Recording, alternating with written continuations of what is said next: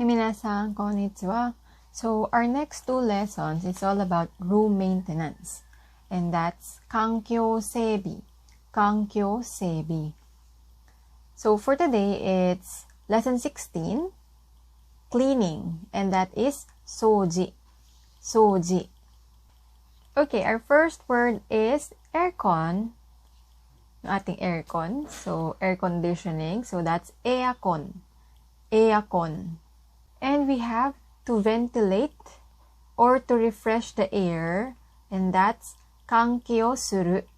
Kankyo suru or kanki suru. Kanki suru. Light, ilaw, that's denki. Denki. To vacuum is soujiki o kakeru. Soujiki o kakeru. Curtain is curtain. Curtain. Trash can is gomi bako. Gomi bako. Vacuum cleaner is soujiki. Soujiki. Wall socket or outlet is konsento. Konsento. Rag or cloth, yung basahan, is zokin.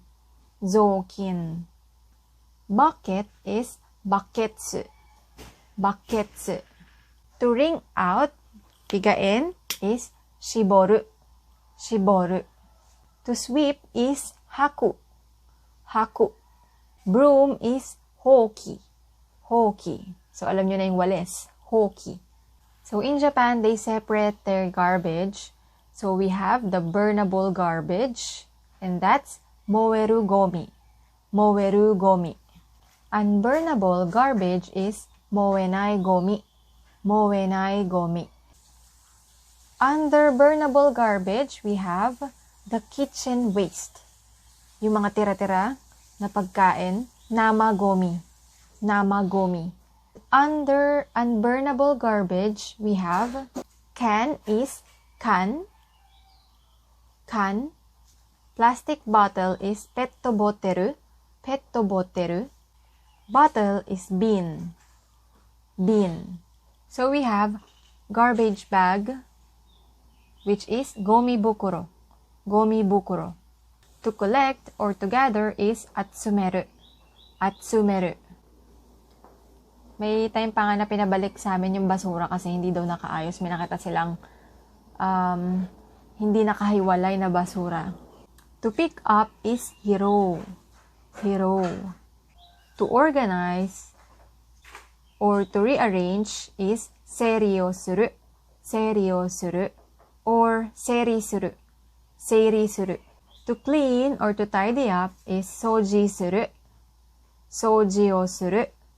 Or katadzukeru. Katadzukeru. So, for example, gusto mong iligpit yung mga gamit, mga nakakalat, you can use the katadzukeru. Katadzukemasu. To put away or back, shimao. Shimao. To pack or to group together, matomeru.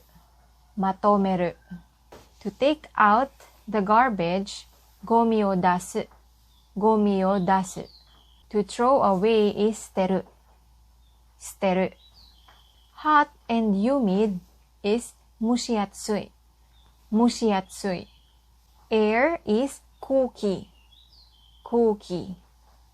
To open something is akeru. Akeru.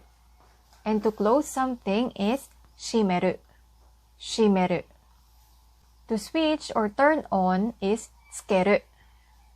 Tsukeru. So, for example, the light.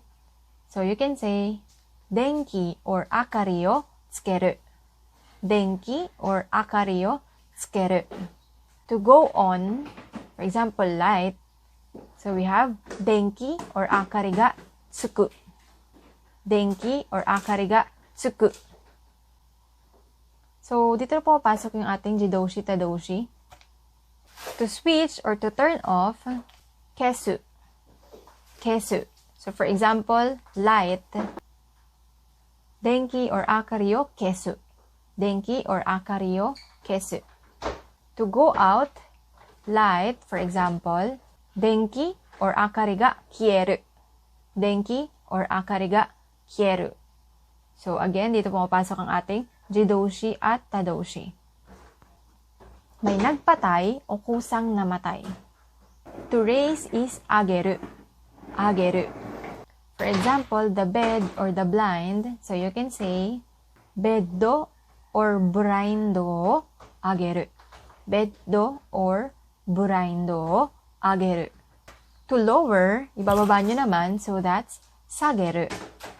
So, for example, the bed or the blinds, beddo or brindo sageru. Beddo or brindo sageru.